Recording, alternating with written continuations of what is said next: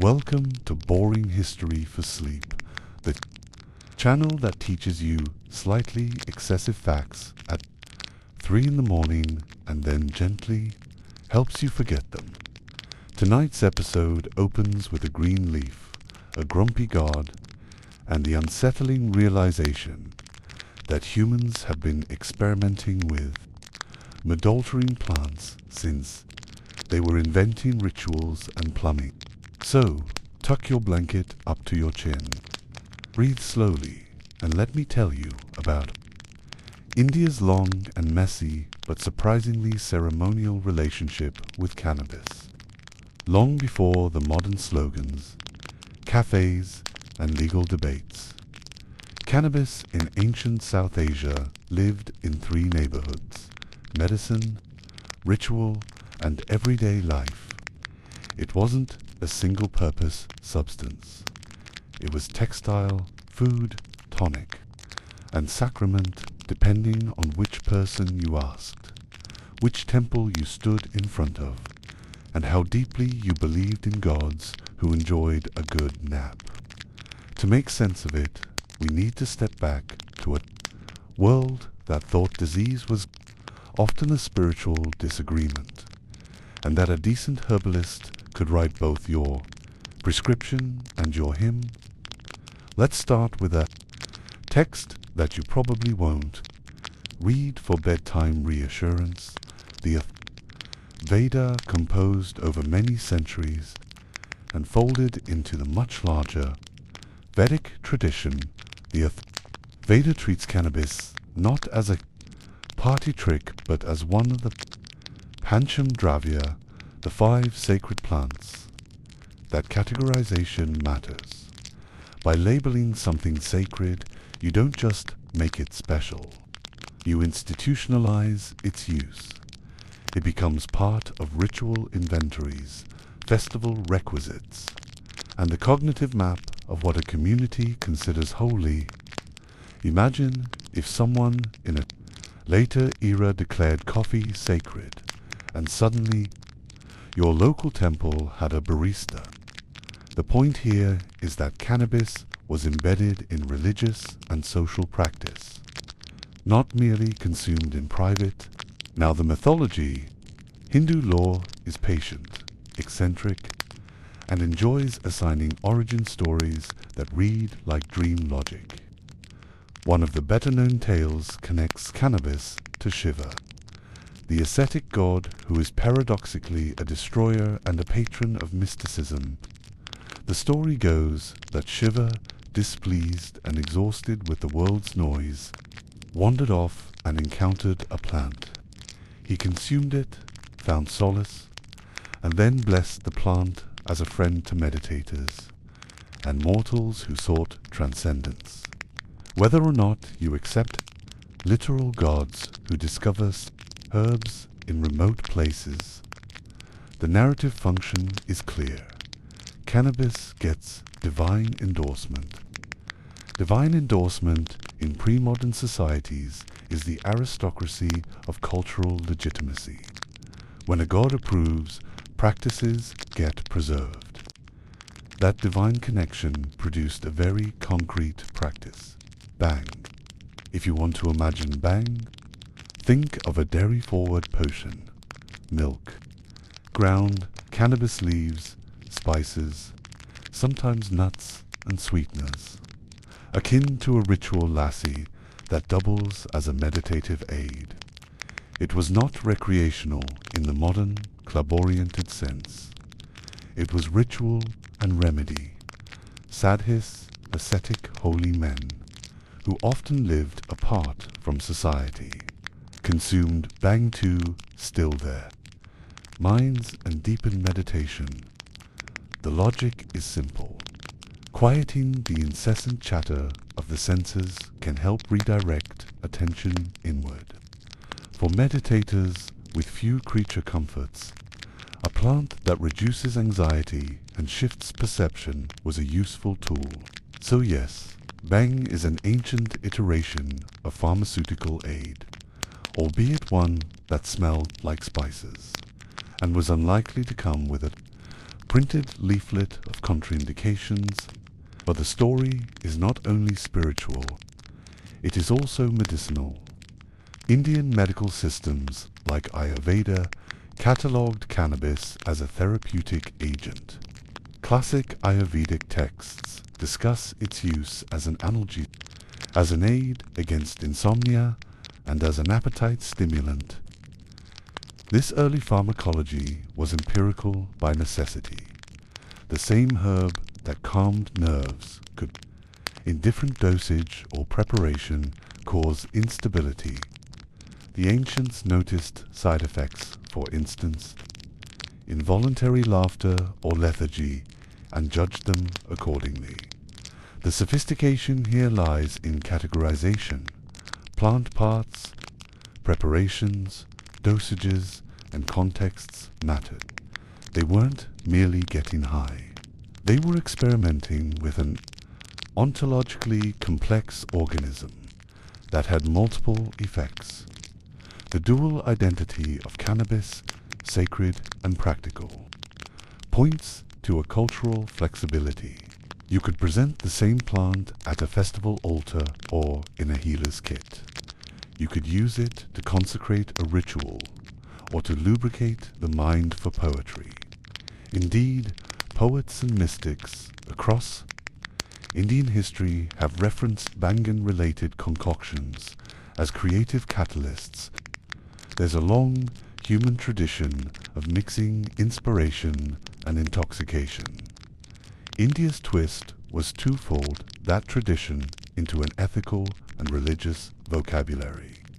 Using bang in certain ritual contexts was not dissociation. It was a mode of encountering the divine. The context regulated the meaning, not the chemistry. Then came the management of practice and the codification of norms. Local kings, temple authorities, and medical practitioners developed rules about who prepared bang, when it was appropriate to offer it, and which rituals warranted its use. In some regions, bang was regulated as a festival-only substance. In others, it was more pervasive. This variability matters because it demonstrates that even in antiquity, societies negotiated access to powerful substances. They wrote rules that balanced communal cohesion with individual practices. There wasn't a single uniform policy across the subcontinent. There was a patchwork of uses adapted to local norms. Take festivals. You probably know Holi as the festival of colors, a joyful, exuberant day when people throw powdered pigments and celebrate the arrival of spring. Less popularly known is that in many communities, bang was and remains part of the holy ritual repertoire. People might drink bang lassi as part of celebratory custom. This is not mere anecdote. Ritually sanctioned consumption during communal festivals is a form of structured intoxication. It collapses private experience into public performance. The presence of bang at Holi shows that a community could collectively sanction altered states without necessarily endorsing them as a lifestyle. But life wasn't only festival. In agrarian economies, cannabis had practical uses too. The plant provided fiber for rope and textiles, the hemp component and seeds for nutrition. So while bang occupied the ritual and medicinal corner, hemp contributed to the material economy. A single botanical genus could be both a sacral medium and a mundane resource. This dualism is crucial. It means laws and attitudes toward cannabis. In later centuries, Kuntis reduced the plant to a single moral category. How do you ban an herb that also makes your ropes and ropes of your neighbor's boat? The British colonial period, of course, introduced new pressures and narratives.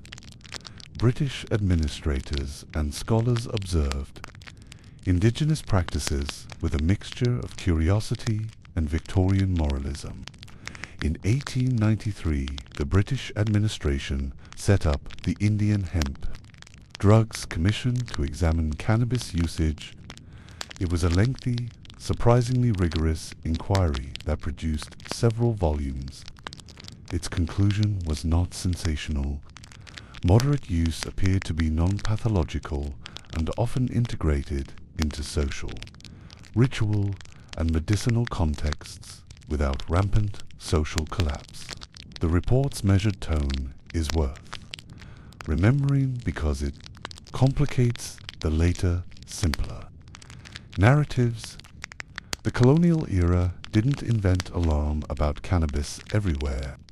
Rather, it created a dialogue that would be reframed in the 20th century, especially under certain international pressures. The 20th century did reframe things. As global temperance movements and moral panics shifted focus, cannabis became entangled with new anxieties, racial, political, and social. International treaties, national regulations, and local campaigns transformed public perception. For India, as for many other places, colonial and later post-colonial, authorities negotiated prohibition and allowances that often reflected broader political aims more than indigenous practices. What had been ritual and regional was increasingly subject to universalist laws, laws that frequently ignored the cultural embeddedness of cannabis. Yet culture is stubborn. Even when legal strictures limit practice, ritual memory can survive. In many parts of India, bang persisted quietly, officially, or in between. In some locales, it retained religious legitimacy. In others, it migrated to folk medicine or to covert social uses. The plant's persistence has meaning. It signals that communal practices rooted in centuries of ritual and medicine don't evaporate simply because modern law changes. People keep prayers, recipes, and altars alive. They adapt, they hide, they celebrate in corners. Cultural logic often outlasts legislation. So what do we take away from all of this? First, cannabis in ancient India was not simple. It occupied multiple roles: sacrament, medicine, food, supplement, and fiber source. Second, it was entangled with religion and statecraft. Gods lent it legitimacy, and political regimes later contested that legitimacy. Third, practices surrounding cannabis were meaning the same chemical constituents mattered less than the social frame. Drinking bang as part of a ritual is not the same. Social act as recreational. Modern use in a club or the medical. Prescription of a tincture. In other words, the plant's effects cannot be fully understood outside the webs of meaning we hang around it. Finally, we need to remember an ethical point that ancient practices prompt rather than resolve. Many contemporary debates frame cannabis in binary terms: good medicine or social poison. The ancient Indian record suggests a subtler category, something that requires social protocols, guardianship, and cultural literacy. When cannabis was embedded in a cosmology, when priests and physicians oversaw its preparation and ritual contexts, framed its consumption, societies found ways to integrate altered states into social life. That doesn't mean abuse didn't exist. It simply means human. Institutions once designed buffers that made certain uses intelligible. So, as you lie here, somewhere in the present where laws, markets, and medical journals debate cannabis in elegant and not so elegant prose, remember that the plant has a history longer than many of the arguments currently trending on social media. It was sanctified, catalogued, and used in ways that combined reverence and utility. Ancient Indians made bang into theology and therapy. They made room for wonder and function, for ecstasy and for rope. The complexity is instructive. If history teaches anything useful for headaches, it is this: context matters, ritual matters, and sometimes the most ordinary things, a leaf, a lassie. A story about a wandering god changed the course of how a culture lives, heals, and prays. Now breathe. Count backward if you must. If the image of a holy man sipping a green potion is too vivid, picture instead a quiet field of hemp, a pragmatic crop waving in the breeze. Unglamorous, unuseful. Either image is historically authentic. Either image is human. That was Chapter 1, the sacred, medicinal, and mundane lives of cannabis in ancient India. Next episode, we could travel north to the snowy ridges where trade routes carried not only silk, but ideas about pharmacopoeia, or south to coastal ports where merchants turned herbs into exports and reputations. But for now, rest. Let the fact that humans have always tried to soften the edge of existence be oddly comforting.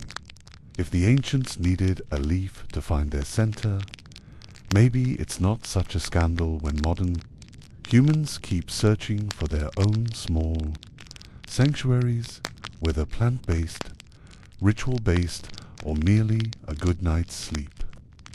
Let's begin with a disclaimer that every archaeologist should whisper before bedtime. We are not entirely sure, because, as it turns out, plant residues don't survive as well as stone statues or royal curses. But even in the ruins, faint traces remain, both chemical and textual. And those traces tell us that ancient Egyptians knew cannabis, used cannabis, and possibly revered it more than modern law enforcement would like to admit. The first clue comes from the Ebers Papyrus, one of the oldest medical documents on Earth, dated around 1550 BC. Though its content probably recycles older knowledge, it's basically an ancient Egyptian WebMD, except the advice came with more incense and fewer pop-up ads. This scroll contains over 700 medical prescriptions. Buried among the honey, myrrh, and crocodile dung remedies, yes, really, are references to a plant called shemsh, widely interpreted by scholars as cannabis. The recipes are oddly specific. For instance, one mixture describes using shemshemet to treat inflammation, pain, and cool the uterus, a delicate ancient euphemism for gynecological relief. So yes, 3,000 years ago, Egyptian healers may have been prescribing cannabis for menstrual cramps. Medicine, it turns out, has always been a bit ahead of morality. But Egypt was not just about medicine. It was about order, symbolism, and gods who were very invested in the balance between chaos and control. So how did a psychoactive plant fit into such a disciplined civilization? Well, the Egyptians had a complicated relationship with substances that altered consciousness. Wine was ritually consumed. Lotus flowers were depicted in scenes of trance and resurrection. Incense filled the temples. These weren't random luxuries. They were tools for shifting states of awareness. Priests believed that the senses could be purified, expanded, or transcended through controlled ritual experience. In that context, cannabis might have served a similar function, not a casual escape, but a structured doorway to divinity. Some Egyptologists speculate that Shemshemet oil was used in temple rituals, possibly anointing priests or mummies. Why? Because cannabis has anti-inflammatory and preservative properties.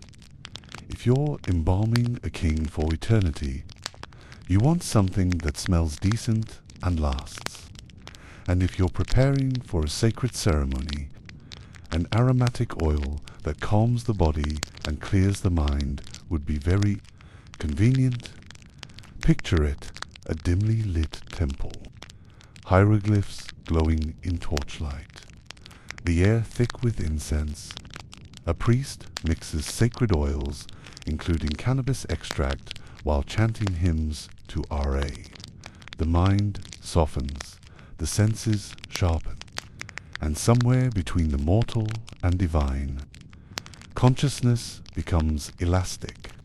If you're thinking, that sounds suspiciously like a psychedelic ritual, you're not wrong, except it was legal, respected, and possibly tax-deductible in the afterlife. Then there's the social angle. Ancient Egypt wasn't just priests and pharaohs. It was farmers, artisans, and midwives who needed practical solutions to real problems. Cannabis, being a hardy crop, thrived along the Nile's fertile edges. Hemp fibers were twisted into rope, woven into cloth, and maybe, just maybe, smoked or infused for medical use. Egyptian workers built pyramids with stone tools, not cranes. But even they knew how to relax after a long day hauling limestone. Some residues of cannabis have been found in tombs, including traces in the remains of Pharaoh Ramses II. If that's accurate, it suggests not only use but symbolic significance. Cannabis was fit for a king, and yet, like many ancient substances, its story drifts between the sacred and the secret. There's no evidence that Egyptians threw massive weed festivals, no graffiti of 420 BC on tomb walls. Instead, cannabis existed quietly, hidden behind ritual vocabulary and medicinal euphemisms. In a world that prized balance, even pleasure needed permission. The Egyptians believed health was harmony, the alignment of body, spirit, and the god's will. Disease wasn't just biology, it was dissonance. Thus, a plant that restored equilibrium, eased pain, and soothed anxiety wasn't a vice, it was divine alignment. They didn't call it getting high, they called it healing. Let's talk about one more artifact, the Berlin Papyrus, which also mentions Shemshemat in recipes for treating swollen fingers and toenails. Practical, everyday issues, no mysticism, just pain relief. It's almost comforting to realize that even 3,000 years ago, people suffered from stubbed toes and thought, there must be a plant for this. Humanity's most consistent trait, besides building monuments and complaining about taxes, is its commitment to self-medication. So why did cannabis fade from the Egyptian mainstream? Because as dynasties shifted and foreign powers invaded, the cultural framework around medicine changed. The Greeks brought their own pharmacopoeia, the Romans imposed theirs. Later, Islamic scholars preserved some medical knowledge, but restricted intoxicants under religious law. Cannabis never vanished completely, it just went underground, re-emerging centuries later in folk medicine and Sufi mysticism.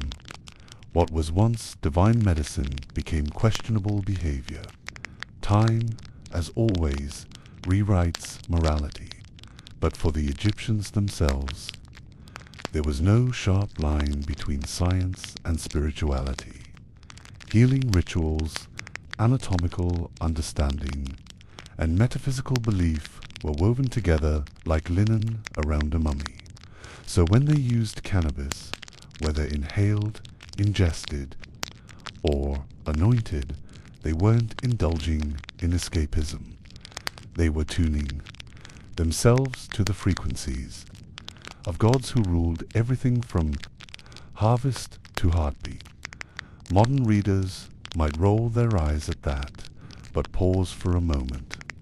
Imagine a civilization so confident in its worldview that medicine and magic were the same profession, where a temple was both a clinic and a cosmic laboratory, where the physician-priest, with a steady hand, could quote sacred hymns while grinding cannabis seeds into salve for pain, and where every cure was also a prayer.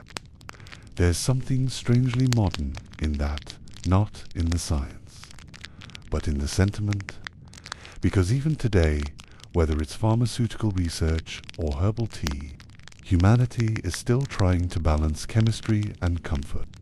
The Egyptians were simply more honest about it. The irony is that our modern world, with all its laws and labels, often forgets what the ancients knew instinctively. The moral value of a substance is context, not chemistry. In the right ritual, cannabis was holy. In the wrong setting, it was dangerous. Same plant, different story, like fire in a candle or fire in a house. And so, when you think of ancient Egypt, don't just picture gold masks and sand. Picture jars of fragrant oil, physicians with reed pens scribbling in papyrus scrolls, and quiet rituals at dusk. Rituals that connected humans and gods through the breath of plants and the faith that healing was a sacred act. 3,000 years later, we're still chasing that same feeling: relief, connection, transcendence. The tools have changed, the laws have hardened, and the gods have gone silent. But the impulse remains the same: to find something that eases the weight of being alive. So as the Nile flows on, carrying silt, memory, and the faint perfume of ancient remedies, we're left with one truth. Humanity has never stopped looking for comfort in the green. It only keeps changing the story around it. And that is Egypt's quiet chapter in the long, strange history of cannabis. A chapter written not in rebellion, but in reverence. If India made cannabis divine and Egypt made it medicinal, China made it bureaucratic. Because, of course, they did. Only the Chinese could transform a psychoactive plant into a matter of imperial record, agricultural planning, and pharmacological philosophy, all before the Iron Age hit its stride. Let's start around 2700 BCE, with a mythical emperor who wasn't really mythical, or maybe he was. Shen Nung, the divine farmer, a ruler credited with teaching humanity the secrets of agriculture, herbal medicine, and probably the earliest version of product testing. He supposedly tried hundreds of plants on himself, discovering which healed and which killed. Imagine the FDA condensed into one ancient man with no health insurance. In his pharmacopoeia, the Pen Sao-Ching, cannabis appears as Ma. It was described as a plant of both yin and yang. Yin in its seeds, nourishing and cold. Yang in its flowers, warm and mild. That alone tells us the ancients weren't naive. They observed that the same plant could nurture or overwhelm, depending on which part you used. Balance, not prohibition, was the principle. To Shen Nung, Ma wasn't a moral issue. It was data. He categorized its uses with clinical detachment, pain relief, menstrual regulation, anti-inflammation, and the ever vague to communicate with spirits. If that last phrase raises your eyebrow, congratulations, you've just found the line between medicine and mysticism. And in ancient China, that line didn't exist. Medicine, philosophy, and cosmology were one system. A healer was not a scientist. He was a cosmic diplomat, negotiating harmony between body, nature, and heaven. So when cannabis appeared in the earliest medical texts, it wasn't as but as a mediator, a plant that could restore the body's inner rhythm, the dance of qi. If your energy was blocked, Ma might unblock it. If your spirit was restless, Ma might soothe it. If you were to tense, it was both prescription and prayer. Now, fast forward a millennium or two. China evolves, dynasties rise, jade glows, and hemp becomes the backbone of civilization. Literally, hemp fibers turned into ropes, textiles, nets, bowstrings, even early paper. Cannabis wasn't some exotic drug. It was an economic staple as ordinary as rice or tea. By 1000 BCE, every village grew hemp. It clothed peasants, equipped soldiers, and tied together the sails of Chinese junks heading downriver. So yes, the same plant that could make you meditate could also make your fishing net. Dual purpose, highly efficient, very on brand for China. But beyond the utilitarian, there were deeper experiments. Chinese surgeons and shamans used cannabis resin in primitive anesthetics. There's mention in the writings of Hua Tu, a 2nd century physician often called the father of Chinese surgery. He allegedly created a mixture called a combination of wine and powdered cannabis used to sedate patients before operations. Let's pause here. 2000 years ago, Chinese doctors were performing surgery with herbal anesthesia. Meanwhile, Europe was still bleeding people with leeches and prayers. So yes, history has favorites, and sometimes they live near the Yellow River. However, cannabis wasn't used freely. The ancients respected its potency. They called it the numbing herb, not the party plant. They observed that too much use could make one see ghosts, an early description of hallucination or psychosis. In other words, ancient harm reduction. They didn't criminalize it. They cautioned moderation. It was medicine, not recreation. It healed the body, but could unbalance the mind. And here lies the fascinating Chinese paradox. They had the world's first systematic pharmacology, yet they still viewed health through metaphysics. A good doctor didn't just prescribe, he harmonized. So cannabis, like everything else, existed within a moral universe of balance. Too much yin, you'd freeze. Too much yang, you'd burn. Too much ma, and you might start chatting with ancestors who weren't expecting visitors. Still, cannabis persisted across dynasties. Zhou, Han, Teng Song, as both fiber and formula. The Shenong Benkao, Jing, written during the Han dynasty, expanded its entry. The seeds of Ma nourish. The the leaves heal wounds. The flowers, when taken excessively, cause one to see demons. Direct quote. It's somehow both scientific and delightfully gothic. During the Tang Dynasty, cannabis was common enough to appear in poetry and painting. Taoist monks grew it in temple gardens alongside other sacred herbs.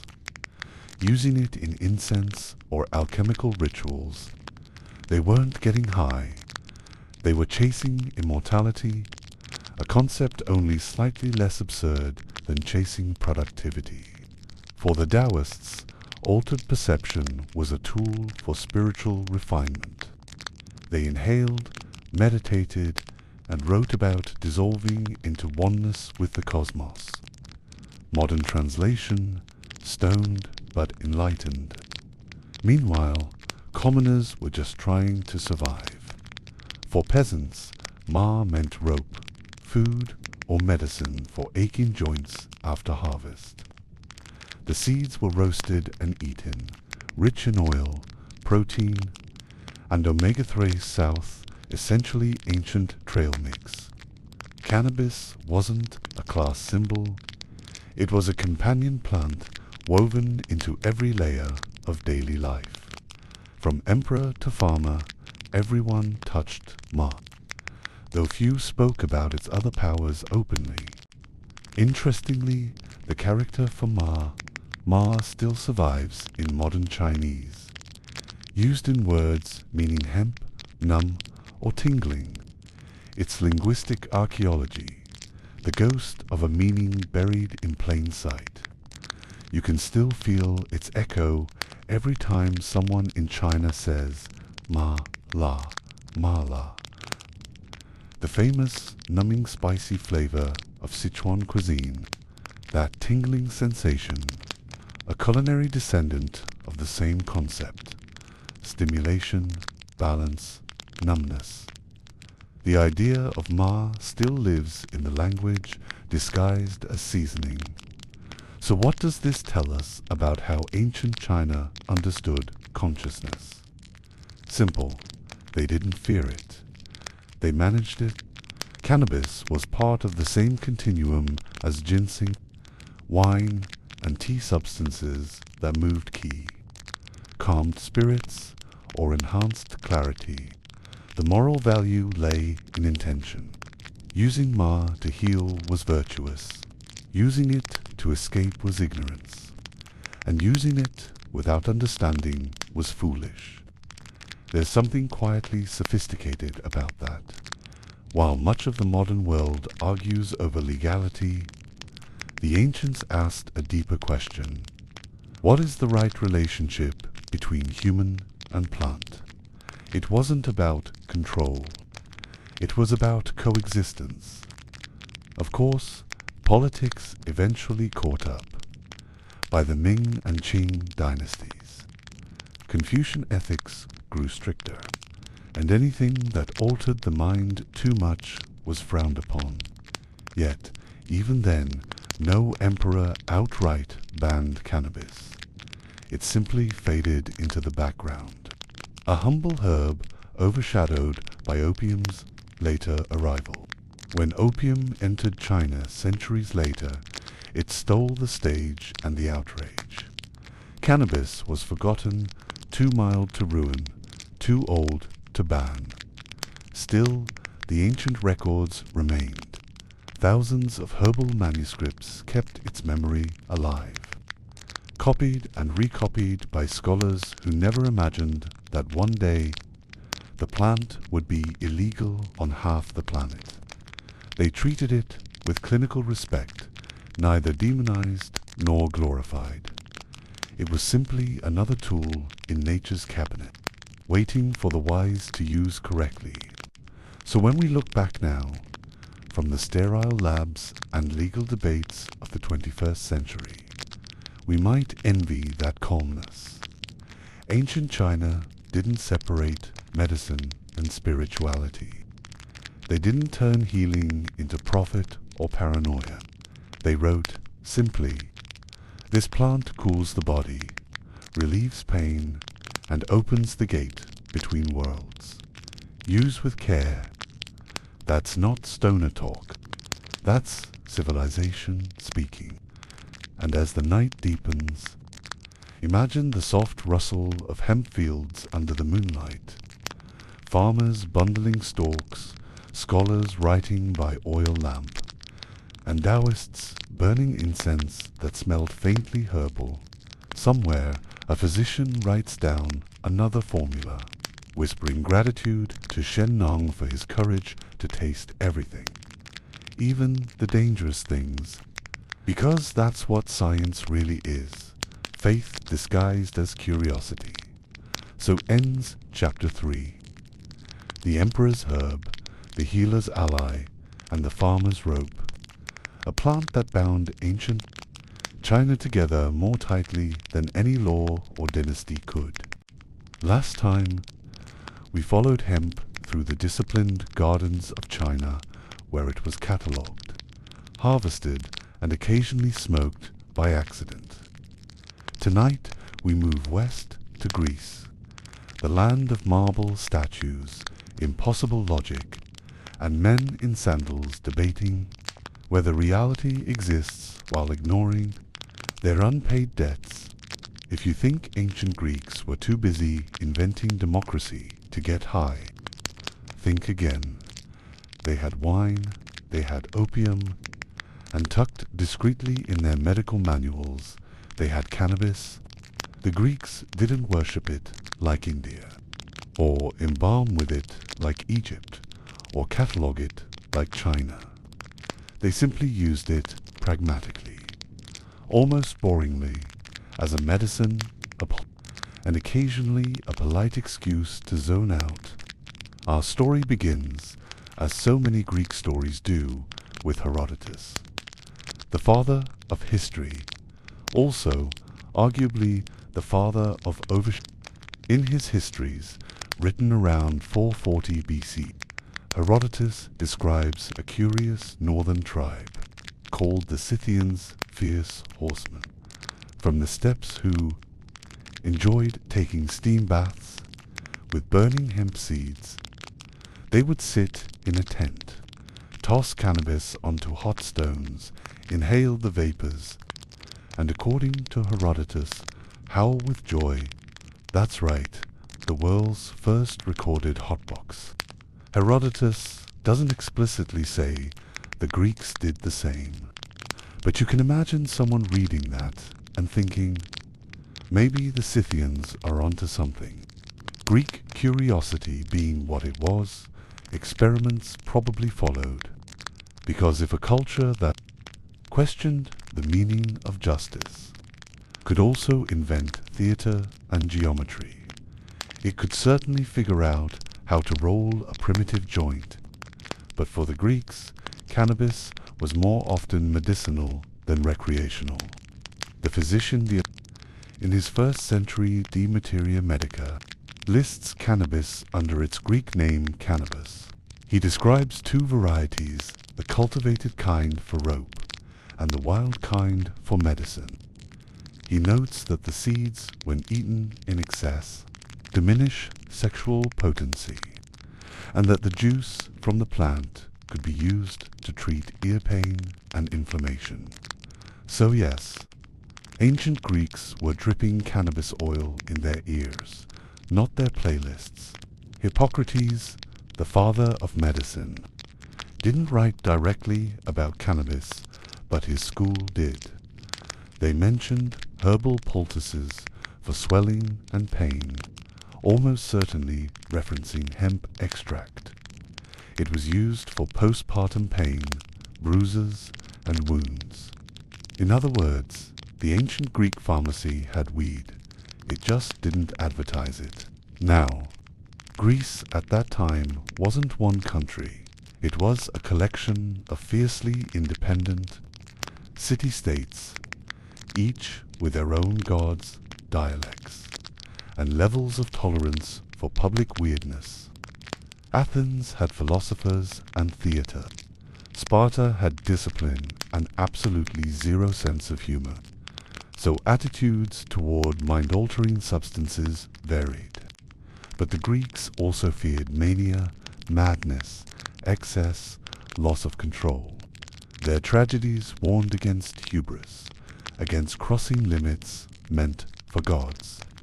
So while cannabis could soothe pain, it also symbolized the fine line between medicine and moral decline.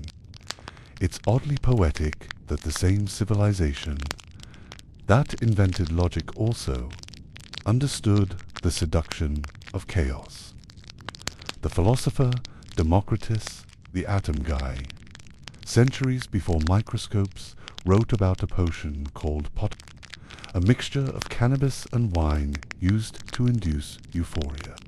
He called it a recipe for delight.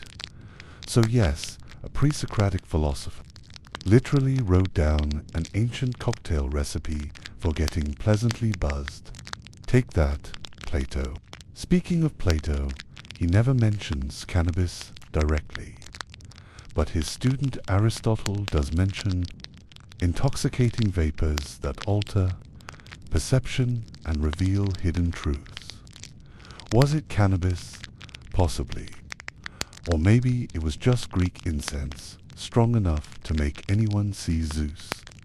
Either way, the Greeks were exploring consciousness long before modern psychology decided to make it a degree. There's also archaeological evidence. Excavations in northern Greece and Thrace have found hemp seeds in burial sites dating back to the 5th century BC. Residue analysis suggests ritual burning, probably for purification or mourning. Cannabis smoke, with its calming and trance-inducing effects, might have been used to guide souls to the afterlife, a funeral cloud that eased both the living and the dead. It's a recurring theme across civilizations. When people don't understand death, they reach for plants that soften reality. The Greeks just did it more aesthetically, with marble altars, lyres, and poetry about the stars. Now, let's talk about Asclepius, the god of healing. His temples functioned as early hospitals, where patients slept overnight hoping for divine dreams to guide their cure. Priests administered herbal treatments, massages, and sometimes narcotic fumigation. Cannabis could easily have been among those inhaled or applied to ease pain. It wasn't called getting high, it was called temple therapy. And that's the beauty of Greek thought. Even their medicine was mythic. Every ailment was a story, every cure a moral. When you healed, it meant not just your body, but your harmony with the cosmos was restored. In that worldview, a plant that relaxed muscles and opened perception wasn't scandalous. It was almost divine. Of course, things changed when Rome absorbed Greece. The Romans admired Greek knowledge, but distrusted Greek indulgence. They kept cannabis as a medicine. Pliny the Elder mentions it for pain and gout, but stripped it of mysticism. Rome turned herbs into bureaucracy, and once something becomes paperwork, the magic dies a little. Last time, we drifted through Greece, a land where philosophy met intoxication, and people debated logic while quietly inhaling someone else's incense. Now we march west to Rome, where sandals were shinier, roads straighter, and everything from taxes to herbs required paperwork. Rome didn't invent much. It borrowed aggressively. Greek gods, renamed, Greek medicine, repackaged, Greek philosophy, Latin subtitles. So naturally, when it came to cannabis, Rome did what Rome always did best: colonize it. Let's set the scene. It's the 1st century CE. An empire stretches from the misty shores of Britain to the deserts of Egypt. Merchants trade spices, silks, and gossip. And somewhere in this sprawling network, bundles of dried hemp and oil-soaked seeds travel along with them, labeled not as weed, but as useful fiber or herbal medicine. The Romans called it Cannabis sativa, a name they probably got from their Greek teachers who got it from the city. Linguistically, the plant has been doing a world tour for centuries. Botanically, it was thriving in every field from Gaul to Judea. But Rome wasn't interested in getting high, at least not officially. They preferred power, and hemp gave them plenty of that, literally. Its fibers made ropes, sails, and textiles strong enough to build an empire at sea. Without hemp, Roman ships would have been fancy floating bathtubs. So yes, technically speaking, cannabis helped conquer the Mediterranean. No weed, no empire. There's your bedtime facts. Now, that's the practical side. But the Romans, pragmatic as they were, also had doctors, the kind who thought bloodletting cured headaches. Among them was Pliny the Elder, natural historian, writer, and man who died too close to a volcano. In his Naturalis Historia, Pliny mentions cannabis several times. He says its roots, boiled in water, could ease joint pain and gout. Its juice could soothe burns and earaches, and its seeds, when eaten in excess, caused a numbness of the limbs. In other words, ancient Rome knew about THC. They just didn't know how to spell it.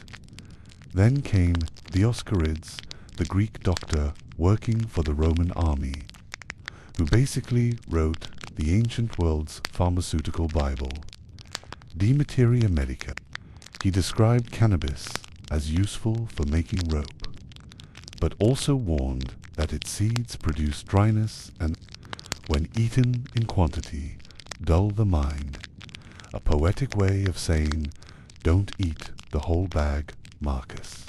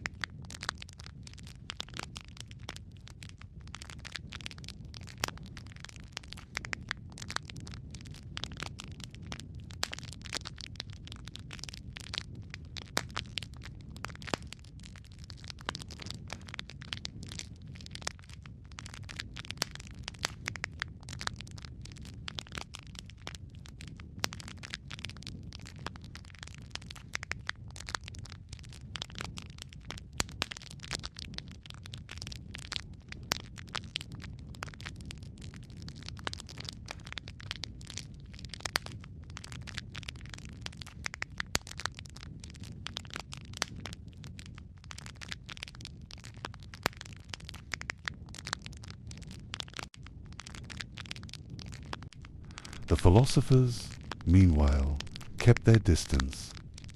Seneca, Cicero, Marcus Aurelius all wrote about reason, discipline, virtue. To them, losing control of one's mind, even for pleasure, was a kind of defeat.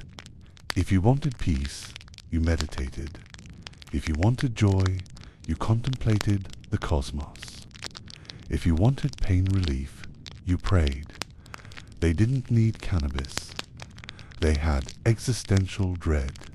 Yet, the irony, many of those same philosophers used opium, mandrake, and henbane, far stronger substances, under the guise of medicine. Apparently, As long as it came from a physician, it wasn't indulgence.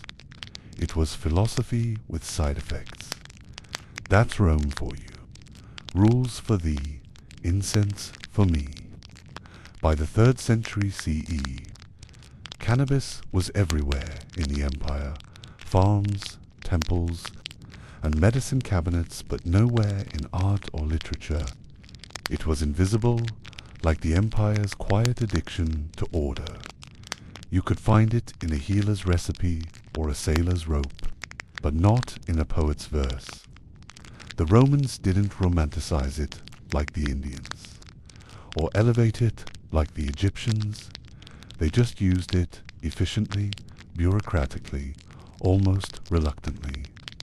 Then, as the empire declined, so did its grip on everything: knowledge, hygiene, sanity. Trade routes fractured, libraries burned, and the humble cannabis plant, once recorded in Latin, slipped quietly into the hands of peasants and monks. Monasteries preserved what Rome forgot. Herbalists copied fragments from Dioscorides and Pliny, keeping the recipes alive through the Dark Ages. By the time Rome had crumbled, cannabis had already crossed the Alps, ready to start a new chapter in medieval Europe. So in the end, what was Rome's legacy with cannabis? Not devotion, not prohibition, just administration. The Romans documented it, taxed it, and then got distracted conquering something else. But maybe that's fitting. Empires rise and fall, but plants just grow. They don't need citizenship or gods or emperors. They just wait for sunlight and human curiosity.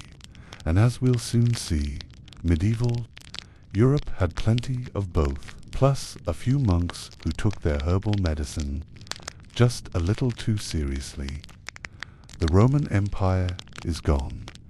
Its marble has cracked, its libraries burned, and its roads now lead to nowhere but mud. Europe stands in ruins, surrounded by forests, superstition, and very confused peasants. And somewhere among all that confusion, the cannabis plant quietly survives. It doesn't need emperors or philosophers. It just grows like gossip, like sin, like the one thing you can't quite kill.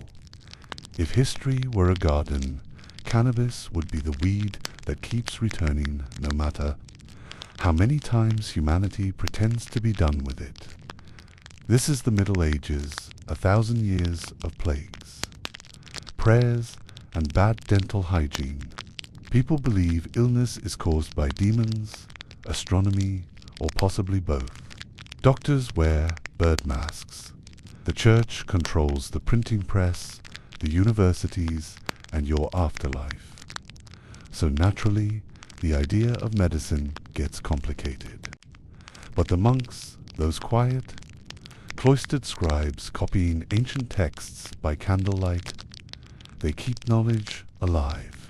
Among their Latin manuscripts are fragments from Dioscorides and Pliny the Elder describing a plant called Cannabis sativa. The monks don't call it divine, they call it useful. They use it to make rope, cloth, paper, and occasionally soothing ointments for wounds and inflammation. And here's the irony. While the church banned certain pagan herbs used by midwives and healers, it never officially banned hemp. Why? Because hemp made money, and rope, and Bibles. In fact, most early medieval manuscripts, those beautiful, illuminated scrolls and holy texts, were written on hemp paper. So yes, technically, the Word of God was printed on weed. But let's rewind. After Rome collapsed, Europe fragmented into feudal chaos. Every local lord became a tiny emperor. every priest a gatekeeper of truth. Medicine reverted to folklore. Midwives and herbalists, mostly women, treated wounds, fevers, and childbirth with plants. Among them, hemp. They brewed it as tea, ground it into poultices, and infused it in oil. It soothed pain, eased cramps, and helped sleep. But here's the twist. What was once medicine became heresy. The church began branding folk healers as witches, and some of those witches had gardens. Guess what was growing there? Yup, cannabis. By the 11th century, religious paranoia had turned herbs into evidence. A woman with too much botanical knowledge was no longer wise. She was dangerous. So when inquisitors raided witches, they often listed strange herbs with intoxicating smell as part of the crime. Some historians believe cannabis, alongside belladonna and henbane, was used in so-called flying ointments, hallucinogenic bombs said to make witches fly. Did they actually fly? Of course not. But they probably felt like they did. So while monks were making rope out of hemp, women were being burned for using the same plant medicinally. That's the Middle Ages for you. One half ignorance, one half hypocrisy, and just a dash of hemp smoke in between. Yet the monasteries remained the quiet guardians of reason. Places like Monte Cassino in Italy and the Abbey of St. Gall in Switzerland kept ancient medical texts alive. Their gardens, the Hortus Medicus, were early pharmacies. Monks grew sage, lavender, rosemary, and hemp, not for pleasure, for practicality. But who's to say a tired monk didn't occasionally test the salve a little too thoroughly? After all, when your daily schedule is 90% chanting and 10% fasting, a plant that makes you feel lighter might feel suspiciously like divine inspiration. By the 12th century, Europe was rediscovering science. Arab scholars, particularly Avicenna and Al-Razi, had preserved and expanded Greek medical knowledge, including references to cannabis. Their works were translated into Latin, reintroducing the West to the plant's pharmacology. The Canon of Medicine by Avicenna listed cannabis as both useful and potentially harmful in large doses, a balanced, rational take that medieval Europe desperately needed. And yet, superstition still ruled. Diseases were punishments from God. If you were sick, you didn't need herbs, you needed forgiveness. Still, beneath the surface, the herbalists persisted. They passed down recipes whispered from mother to daughter, scribe to student. Hemp oil for wounds, hemp tea for fever, hemp poultice for joint pain. The medieval world was full of contradictions. Kings crowned by priests went to war in God's name, slaughtered thousands, then came home and blessed their harvests, which, by the way, often included hemp fields. Because for all the church's talk about purity, nobody wanted to run out of rope or fabric. You could go to hell for lust, but not for linen. By the late Middle Ages, hemp had become one of Europe's most important crops. In France, England, and Germany, entire villages specialized in growing it.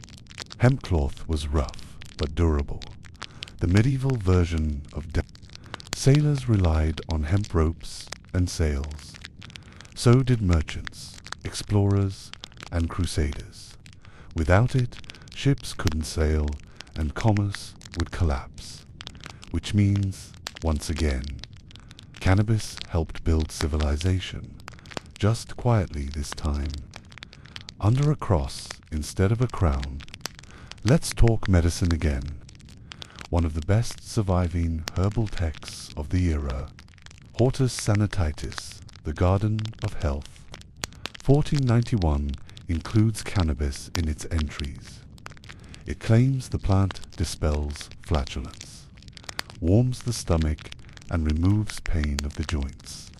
A charmingly medieval way of saying it helps with gas and arthritis. It also warns, the seed of this herb, when eaten in great quantity, maketh men impotent. That line, copied from Dio, somehow survived over 1,000 years of translation errors. The ancients may have lost empires, but they never lost their obsession with male performance. Interestingly, medieval Europe rarely smoked cannabis. They brewed it, boiled it, or pressed it. Tobacco hadn't reached Europe yet, and the idea of smoking for pleasure would have sounded insane to a monk. You'd be more likely to inhale incense than a plant. So cannabis remained mostly medicinal, never recreational, at least officially. But let's be honest, somewhere in a remote corner of Europe, there was definitely a shepherd, a soldier, or a bored farmer who discovered what happened when you burned too much hemp. And when he did, he probably didn't write it down. Because in the Middle Ages, getting high wasn't countercultural. It was just unsafe. Still, the plant endured. It grew in fields, monasteries, and margins of forgotten books. It was used to bind the covers of Bibles, to make ropes for cathedrals, to soothe the sick, and to keep sailors alive on endless voyages.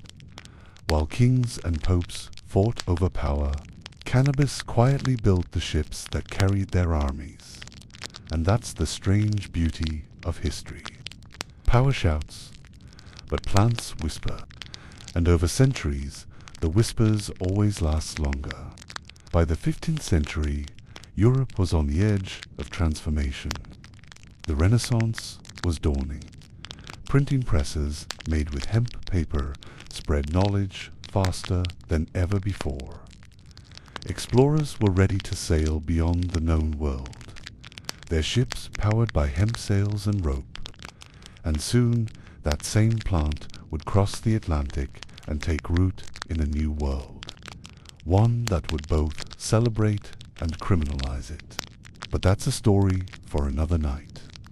For now, imagine the monastery at dusk. The chant fades, candles flicker.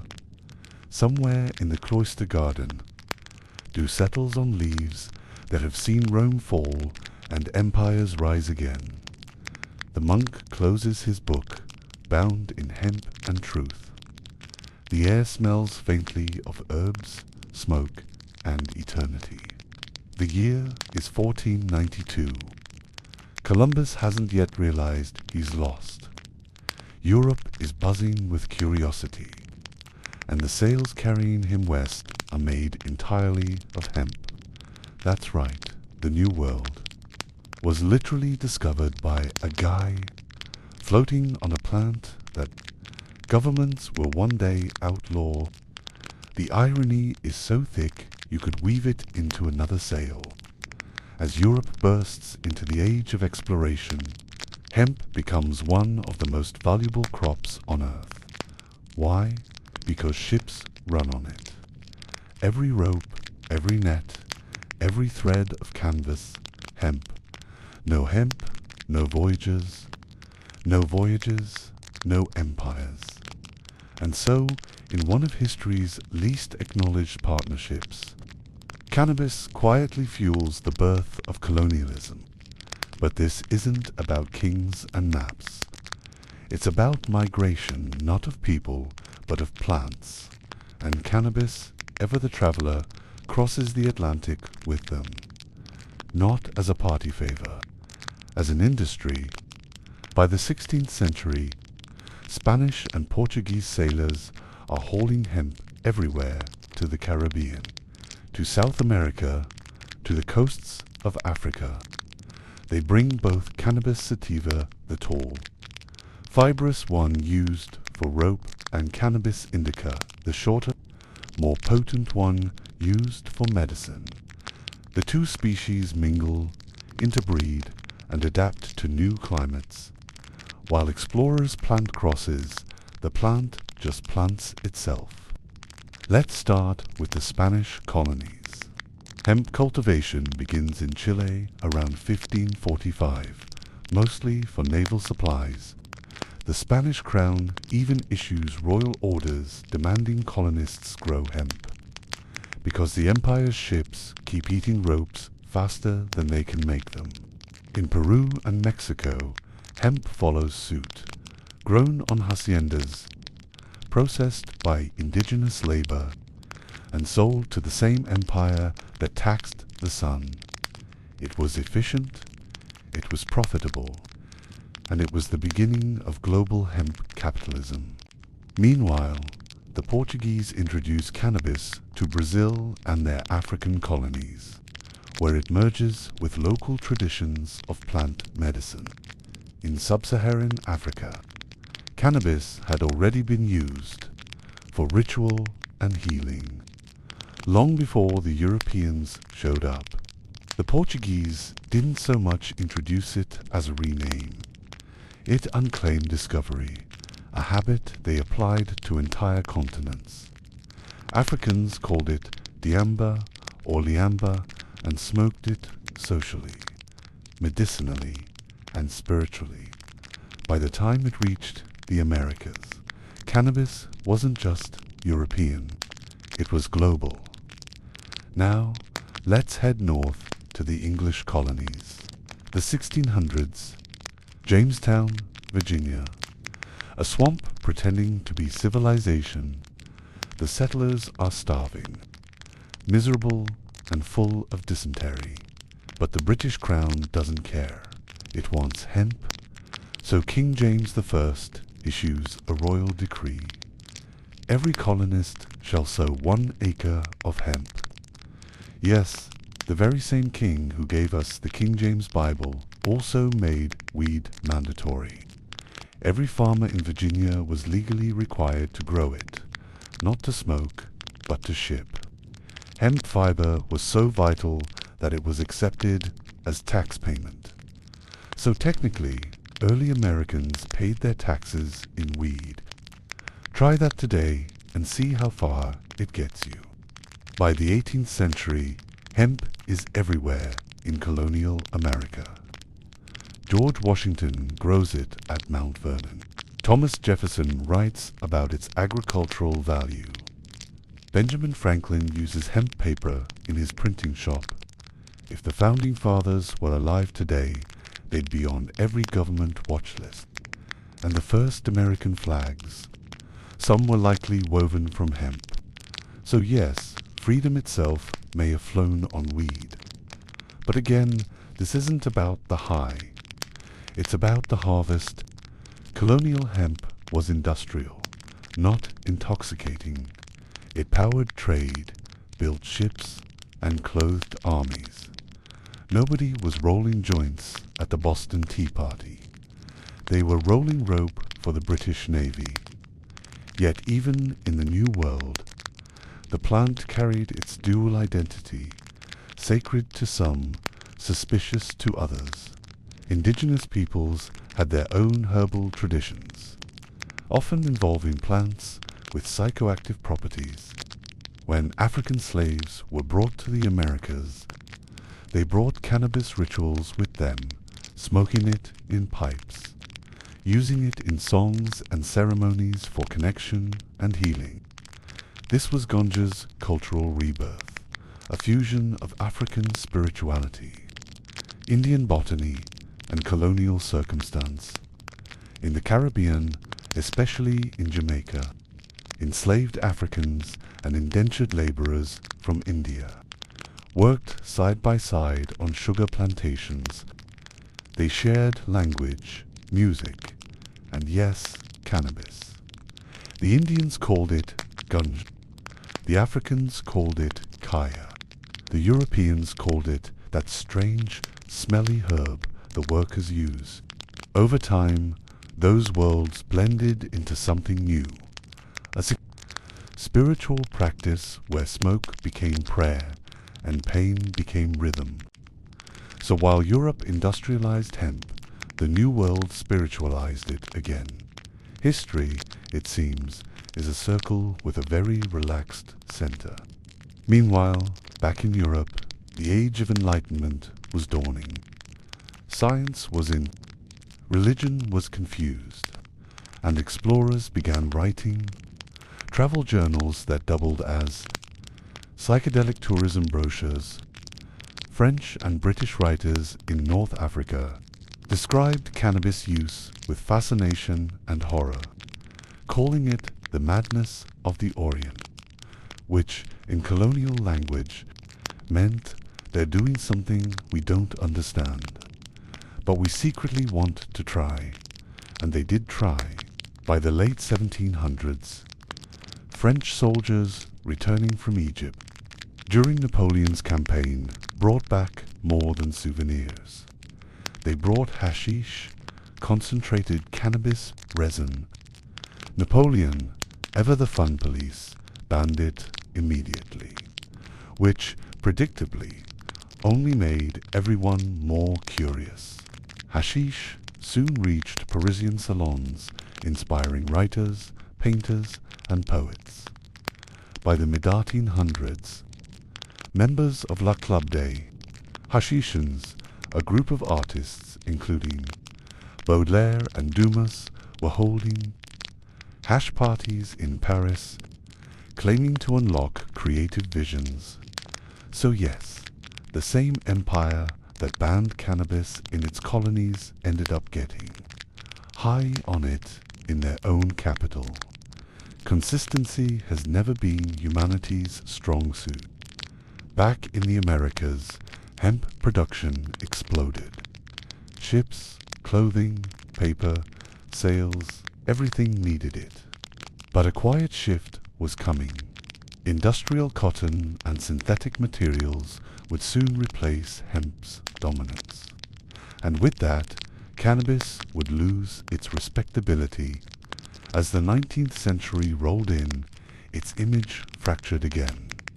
In some places, it was still medicine, listed in the US Pharmacopoeia as a treatment for pain, insomnia, and migraine. In others, it was becoming exotic, foreign, dangerous, associated with non-European cultures, poverty, and rebellion. The same plant that built empires was now being racialized and feared. But for now, in our 18th century chapter, cannabis is still everywhere. Uncontroversial, practical, invisible. It powers ships, binds books, prints Bibles, and pays taxes. No moral panic. No criminalization. Just quiet ubiquity. Picture it. A Virginia farmer at dawn harvesting hemp under pale mist. His fields hum with insects. His barn smells faintly of resin and rain. He doesn't think of consciousness or rebellion. He's thinking of rope, not revelation. And somewhere across the ocean, monks still copy psalms on hemp parchment, unaware that the same plant now drives global trade. From temple to empire, from monastery to plantation, the plant never stopped traveling. It adapts to every soil, every superstition, every system. It's the silent witness of human ambition. And as the new world grows, so does its shadow. Because soon, this same plant, once divine, once useful, once ordinary, will be accused of corrupting minds, destroying morals, and threatening civilization itself. Not because it changed, but because humanity did. Next chapter is the demonization of cannabis. Our story begins in the late 19th century, the age of steam. empire, and industrial arrogance. Cannabis was still doing fine back then. Doctors prescribed it for headaches, coughs, menstrual cramps, and hysteria, a very scientific word men used whenever women looked annoyed. Pharmacies sold cannabis tinctures right next to morphine, cocaine, and arsenic. It was the golden age of unregulated medicine, and somehow people survived. But as the 20th century crept in, things began to shift. Industrialization was booming. Moral panic was profitable. And America was looking for a new villain, because nothing unites a nation quite like fear, especially fear of something that grows freely in your backyard. Let's start in the 1910s. After the Mexican Revolution, thousands of Mexican immigrants crossed into the United States, bringing their culture, music, and yes, recreational cannabis, which they called marijuana. Americans already had cannabis, but this new, foreign-sounding version instantly suspicious. Because if history has taught us anything, it's that people love plants until someone foreign starts using them. Southern newspapers began linking marijuana to crime, madness, and jazz. Yes, jazz. Apparently, syncopated rhythm was a sign of moral collapse. By the 1920s, headlines screamed things like, "Marijuana, the devil's weed. Loco smoke turns men into beasts."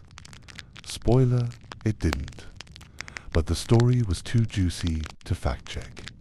And just like that, cannabis, the same plant that built ships and cured coughs, was rebranded as public enemy number one. Enter the 1930s. America had just survived the Great Depression. Prohibition had failed spectacularly, and someone in Washington needed a new problem to solve. Meet Harry J., the first commissioner of the Federal Bureau of Narcotics. A man with a mustache, a mission, and an alarming hatred for music. When alcohol became legal again, Anslinger's department risked irrelevance. So he found a new target, Marie. He called it a deadly menace that turned people violent, insane, and jazz-loving, which, in his mind, were all equally bad.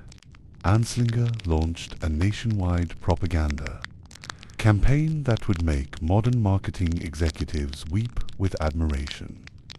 Posters, films, and pamphlets flooded the country, all screaming the same message. Cannabis makes you crazy.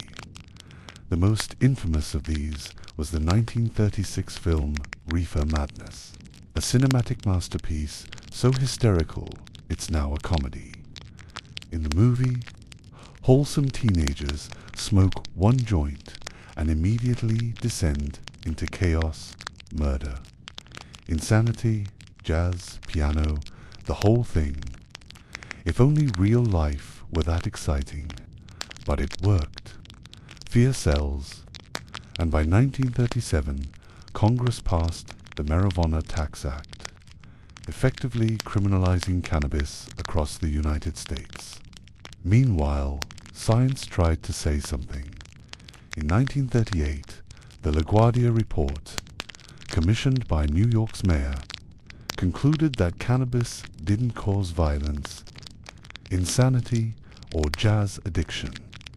Anslinger's response, he called it unscientific nonsense and buried it.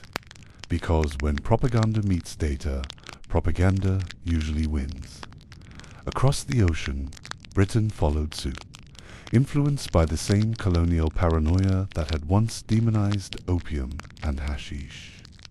What was once an imperial commodity was now a global threat, and the world, ever obedient, joined the crusade. By the 1950s, cannabis had become shorthand for deviance. laws stiffened, prisons filled, and reefer madness became state policy. Even hemp, the industrial version with barely any THC, got caught in the crossfire. The plant that once powered empires was now too dangerous to grow. Humanity, once again, had managed to outlaw its own history. But of course, the 1960s had other plans. Because nothing says rebellion like doing exactly what your parents fear most. The counterculture arrived: long hair, loud music, and lots of smoke. Cannabis became a symbol of peace, protest, and pleasure. Bob Dylan sang about it, hippies worshipped it, and the establishment panicked all over again. Governments doubled down on prohibition, declaring a war on drugs that was less about health and more about control. In 1971, U.S. President Richard Nixon called drugs public enemy number one and created the D. He also privately admitted, on tape, by the way, that the real goal was to target anti-war protesters and black communities. So, yes, the war on drugs wasn't a war on drugs. It was a war on people. The world followed suit. Nations signed international treaties, pledged allegiance to prohibition, and started arresting anyone with a suspiciously green thumb. By the 1980s, under Ronald Reagan's Just Say No campaign, penalties became brutal. A single joint could land you in prison for years. Meanwhile, alcohol and tobacco, two far deadlier substances, remained legal and heavily advertised. Consistency was never humanity's strong suit. Yes, we've said that before. We'll keep saying it. And yet, cannabis survived.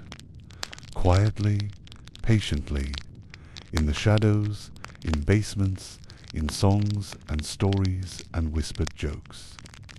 Because you can ban a plant, but you can't outlaw curiosity. Then came the 1990s. The internet was new, flannel was cool, and public opinion started to shift again.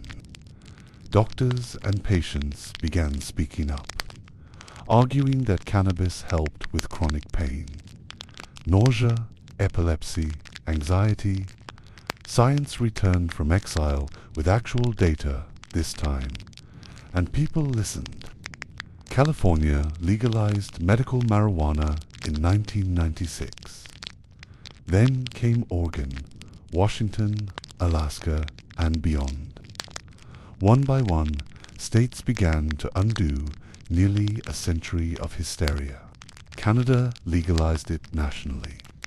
So did Uruguay. Germany and Thailand joined in. Even the United Nations softened its stance. Turns out the devil's weed was just a plant. And here's the funny part. Governments that once spent billions fighting cannabis are now taxing it for billions. It's poetic in a corporate kind of way. Today, you can walk into a cannabis dispensary that looks like an Apple store. You can buy gummies, oils, teas, lotions, even sparkling THC seltzers in pastel cans with minimalist fonts. It's not rebellion anymore. It's branding, but still the plant endures. Let's take a moment to appreciate its absurd journey, from ancient India's sacred bang to China's healing herb, from Scythian burial tents to Egyptian rituals, from the ropes of Columbus's ships to George Washington's fields, from jazz clubs to jail cells, and now back to legitimacy, a 12,000-year relationship, full of devotion, denial, and rediscovery, and through it all, cannabis never changed who it was. It didn't suddenly become moral or immoral. It just existed a mirror reflecting humanity's fears, desires, and contradictions. Every age projected its anxieties onto it. Every empire used it, banned it, and used it again, and somehow it's still here. Still growing, still green. So next time someone tells you cannabis is dangerous, remember, the same plant once built the sails that discovered continents. It copied scriptures, cured pain, and paid taxes. It only became dangerous when it challenged control. And that's the real story. Not of drugs, but of power. Not of addiction, but of perception. Not of madness, but of history. This has been Boring History for Sleep. Thank you for listening to 8 chapters of humanity arguing with a plant. Like, subscribe, and remember, every age gets the high it deserves.